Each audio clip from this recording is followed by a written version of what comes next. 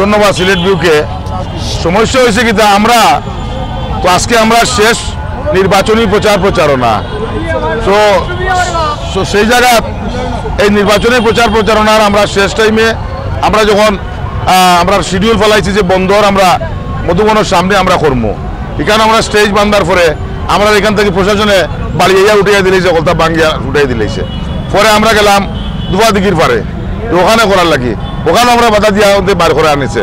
আমরা আইলাম এখন ইকাবি বাজারে করার জন্য, এখানেও আমরা এই বাধার সম্মুখীন হইলাম। এখন আপনারা মাধ্যমে আমি আমার জনগণকে জানাতে চাই যে আমরা কি দুষ্টা করলাম, আমরা কি দোষ করলাম যে তারা রেজিস্ট্রারি মাঠও প্যান্ডেল বান্ধিয়া চেয়ার টেবিল লাগাইয়া তারা সভা সমাবেশ করতে পারলো। আর এত বড় শহরের মধ্যে আমরা কোনো সভা করার কোনো জায়গা নাই, কোনো সুযোগ নাই। এই বিচারটা দেওয়ার জন্য আজকে এটা পথসভা নয়, এটা প্রতিবাদ সভা আছিল আমরা পক্ষ থেকে।